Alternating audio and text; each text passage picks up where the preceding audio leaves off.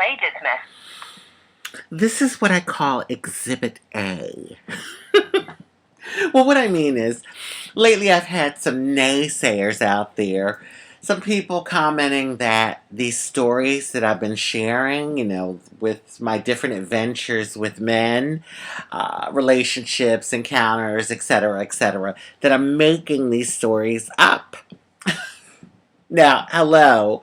I know I don't have to prove myself to anybody. But, oh, and first let me just say this. I'm not naming names, honey. No, I'm not going to tell you his name. I'm very private and I respect their privacy. A lot of these guys, they like to keep it on the DL and be really private about what they're into. So, not to worry. No name calling. But, like I said, the reality is that I'm sharing these stories and these encounters, and they are true. They are real events that took place in my life. So even though I know I don't have to prove myself to anyone, I just was like, okay, I need to do a video about this because it is a fact that we human beings are so complex. And we're turned on by all sorts of things. The people that are, things that you would least expect people are into and turned on by. Really. I realized this many years ago when I was working at a fantasy line company. Oh, yes. Yes, yes, yes.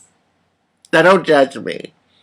Oh, you don't believe me? Oh, honey, let me tell you. Hold on, I'll show you. Hello? Hi. Oh, my name's Nicole. They call me Naughty Nikki. Nice to meet you, John. So where are you calling from? Oh, okay. Well, I'm here laying in the bed with my bra and panties on, feeling really frisky. I hope you like a girl with a big surprise. Yes, honey. Quite talented, if I must say so myself. But yeah, like I said, don't judge me. It was during a time in my life where I really needed a job. I had just uh, been laid off from the American Red Cross. Now, it was because they were taken over down here in South Florida by another blood services, and my department was closed.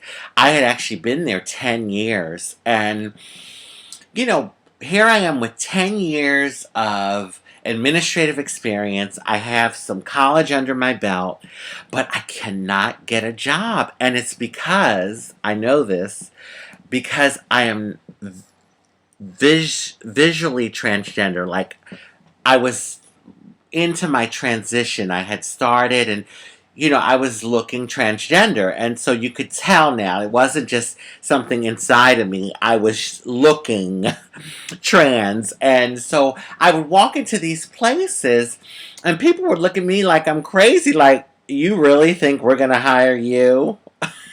It's almost like I turned my back and I could feel my resume going into the trash can. Anyway,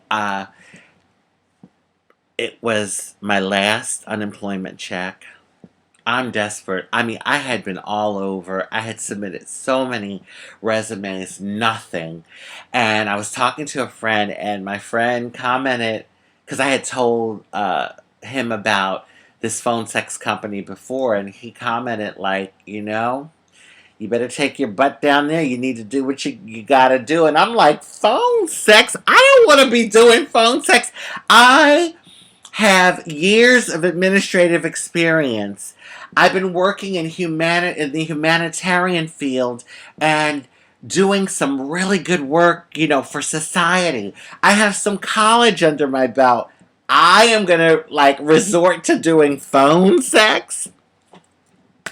Well, let me tell you, you don't know where your blessings are coming from. You really don't. And I was at a point where I was desperate. I went on down to that company and I applied and I got hired. And I remember the day that I started, I was parked in the parking lot, sitting in my car, waiting to go in for my shift. And I started crying and I was praying.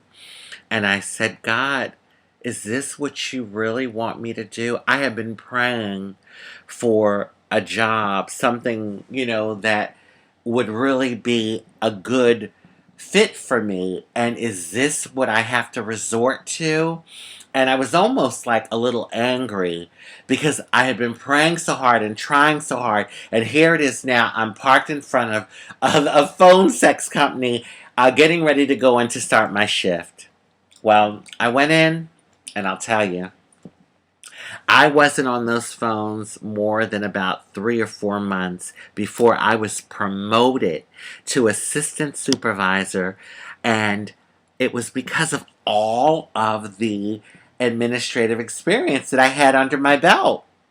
So the blessing was there.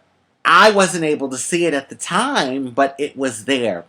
And let me tell you, it was a big business and a lot of different things went into running this business. So here it is now. I'm in an assistant supervisor position. I was in charge of orientation for our new hires. I was training our phone reps, making sure that they knew how to handle the different types of calls. I was monitoring the different calls to make sure that they were following our protocol and not doing anything taboo, because we definitely had our list of taboo things that we couldn't do, like for instance sex with animals or sex with a dead person, that sort of thing. So it was pretty intense, and I was there for about 7 years. But anyway, during this time I began to realize how complex we are as human beings and how there are so many different things that people can be sexually turned on by. Some of those calls, let me tell you. We had men that called in that were turned on by women that had been amputated. Yeah. Like, amputees. And when I say turn, I'm talking they wanted to know how the stubs felt and how they looked. They wanted a description of it. They were turned on by this. I had men calling in that were turned on by midgets and dwarfs. Just all sorts of things. Of course, I worked the trans line, honey, and that happened to be our second most popular line out of all our lines was the transsexual line. So, the irony in that, we dealing with so much discrimination in society, and secretly, like, all of these men, were into us. So there was this one particular call. I had been on the phone probably about 2 months, and this guy calls in, and he wanted to do a Planet of the Apes scenario where him and I were on the Planet of the Apes. We got captured by the apes, and they put us in this cage, and they were watching us interact with each other and have sex with each other. And now we didn't have sex with the apes because that was taboo, wasn't allowed to do that. But he wanted it where him and I were having sex together and the apes were like studying us. So when after he after he had his orgasm, he came, he started laughing and he said to me, "You probably think I'm crazy." And I said, "No, no, no. I've heard all sorts of things. People are into all different types of things. It's whatever makes your rubber ducky squeak, for lack of a better phrase." And, he said that when he was little, he used to watch Planet of the Apes, and it was one of his favorite shows. And as an adult, somehow it's gotten this thing where it's turned into a sexual type fantasy for him that really gets him off. So it was just, I tell you, some of those calls, I really learned a lot about people and people's psyche and sexuality, and it was a big lesson for me. So I say all of that to say that You never know what someone's into, honey. And believe me, I have been pursued by all types, okay? When I say all types, I'm talking young, old, middle-aged, white, black, Hispanic, Asian, really professionals like lawyers and doctors, blue-collar workers. I mean, all types, thugs. And so you never know what someone's into, and I think that's, the whole thing of like the beauty is in the eye of the beholder, honey. And let me tell you, to all my naysayers out there, there's quite a lot of men that want to behold all of this. Okay, no, I just had to do this video because I wanted to set the record straight that, these juicy stories that I'm sharing, they are real. Like, they're real experiences that I have had, okay? Yes, honey, this is Rajee-licious in true form. And when I tell you the boys want to fuck, believe me, they want to fuck. Love, peace, and blessings.